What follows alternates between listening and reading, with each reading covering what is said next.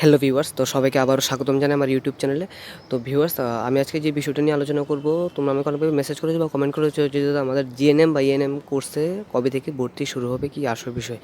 অর্থাৎ 2021 শিক্ষাবর্ষে যারা জিএনএম এবং এএনএম কোর্সে ভর্তি হতে চাও তোমাদের জন্য বলছি, তোমাদের জন্য নতুন একটা নোটিফিকেশন এসে পড়েছে।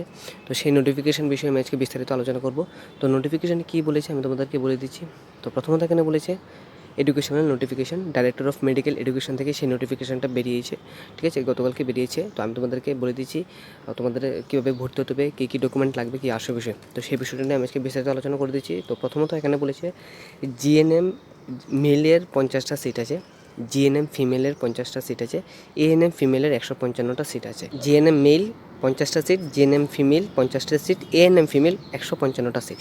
তারপর বলেছে সিরিয়াল নং, process selection of GNM and ANM course, mood, date of schedule as fixed। এক নম্বরে বলেছে advertisement and admission notification, DME website and daily news paper 1/10/2021, ঠিক আছে। অর্থাৎ বলেছে তোমাদের যে ডিএমই, ঠিক আছে, ডাইরেক্টর অফ মেডিকেল এডুকেশন থেকে যে নোটিফিকেশনটা বেরিয়েছে সেটা 1 তারিখ থেকে বেরিয়েছে, এখানে কথাটা বলেছে এবং নিউজ পেপারে দিয়ে দিয়েছে। তারপর 2 নম্বরে বলেছে registration with uploading application format with submission of registration fees, online link DME online Tripura .gov.in, ঠিক আছে। ডিএমই লিখে ডিএমই অনলাইন .ত্রিপুরা.gov.in লিখে সার্চ করবে, সেখান থেকে তোমরা ফি দিতে হবে এবং রেজিস্ট্রেশন করতে হবে, ঠিক আছে। অ্যাপ্লিকেশন করতে হবে, অনলাইন অ্যাপ্লিকেশন মোড, এবং রেজিস্ট্রেশন করে নেবে 7 তারিখ থেকে 22 তারিখ পর্যন্ত, ঠিক আছে। টাইম দিয়েছে 7/10/2021 তারিখ থেকে 22/10/2021 তারিখ পর্যন্ত। তারপর ডেট অফ ইন্টারভিউ ডেট দিয়েছে viva, candidate shall have to bring all relevant documents in original, ঠিক আছে। তোমরা যে ভাইভা দিতে যাবে তোমাদের অরিজিনাল ডকুমেন্ট লাগবে।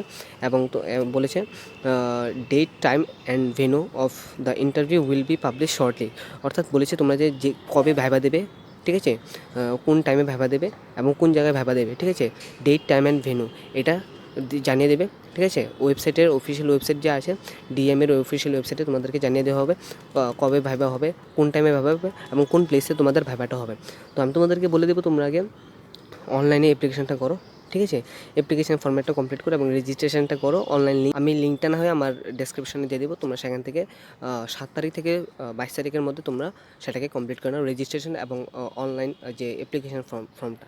তারপর বলেছে এলিজিবিলিটি ক্রাইটেরিয়া, অর্থাৎ কী কী লাগবে তোমাদের, ঠিক আছে। আমি তোমাদেরকে বলে দিচ্ছি এখানে কী কী লাগবে। 1 নম্বরে বলেছে Indian national and permanent resident of Tripura, ঠিক আছে, ভারতের নাগরিক হতে হবে এবং ত্রিপুরা রেসিডেন্ট হতে হবে, অর্থাৎ পিআরটিসি, যাদের পিআরটিসি সার্টিফিকেট আছে তোমরা সেটা অরিজিনালটা নিয়ে যাবে।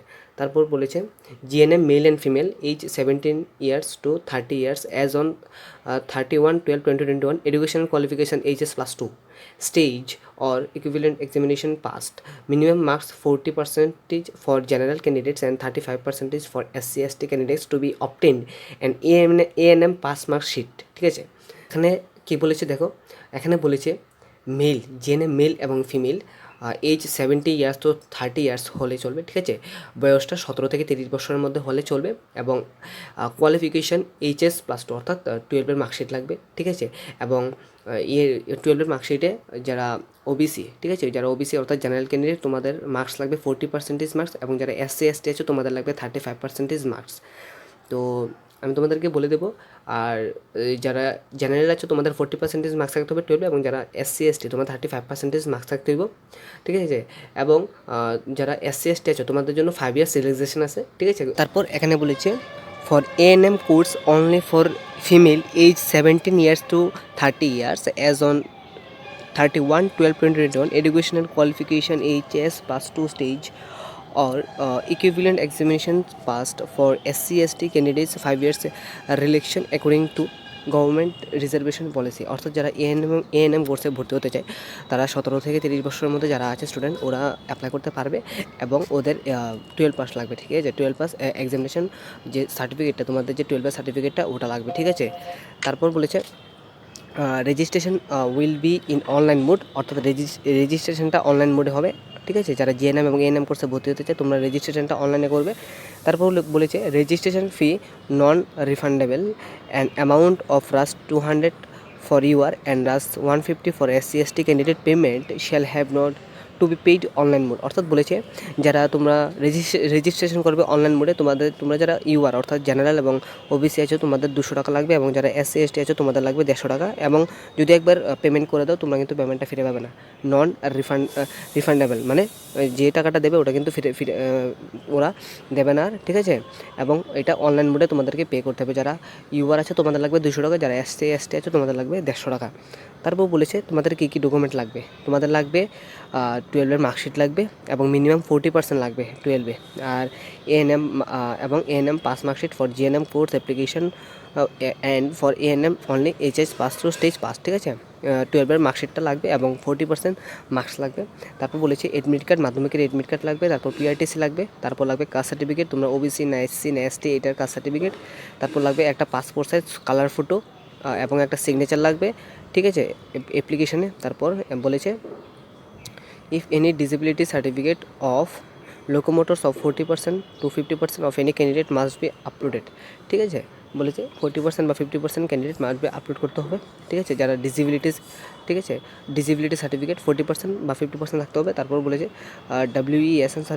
WESM সার্টিফিকেটটা লাগবে তোমাদের, এবং তোমরা কীভাবে আপলোড করবে আমি তোমাদেরকে বলে দিচ্ছি, www.dme ত্রিপুরা.gov.in, ঠিক আছে, অর্থাৎ ডাইরেক্টর অফ, এখানে দেখো লেখা আছে ডাইরেক্টর অফ মেডিকেল এডুকেশনের ওয়েবসাইটে গিয়ে, অফিসিয়াল ওয়েবসাইটে গিয়ে তোমরা কিন্তু ফর্ম ফিল আপটা করবে, ঠিক আছে। এবং ফার্দার ইনফরমেশান এবং যে কোনো ধরনের ফার্দার নোটিশ থাকলে তারা ওই ওয়েবসাইটে দিয়ে দেবে, ঠিক আছে।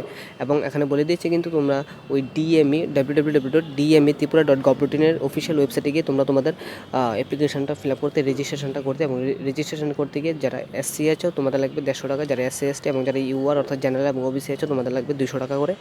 তো এইভাবে তোমরা তোমাদের জিএনএম এবং এএনএম কোর্সে ভর্তি হবে, ঠিক আছে। ভর্তি হওয়ার জন্য যে অ্যাপ্লিকেশন ফর্মটা এইভাবে ফিল আপ করবে এবং রেজিস্ট্রেশনটা কীভাবে করবে তোমাদের বলে দিয়েছে। এবং তোমাদের যে ভাইভাটা, ঠিক আছে, ভাইভাটা ইন্টারভিউ তো দিয়ে দিল ভাইভা, ঠিক আছে, এবং টাইম, ভেন্যু এবং ডেটটা ফার্দার নোটিশ যদি আসে আমি তোমাদেরকে জানিয়ে দেবো।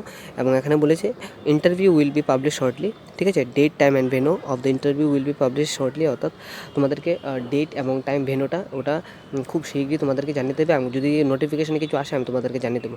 তো এইভাবে তোমরা তোমাদের যে জিএনএম এবং এএনএম কোর্সে ভর্তি হওয়ার জন্য যে নোটিফিকেশানটা এভাবে তোমরা ফর্ম ফিল আপটা করবে, অ্যাপ্লিকেশন ফর্মটা করবে, অনলাইন মোডে করবে।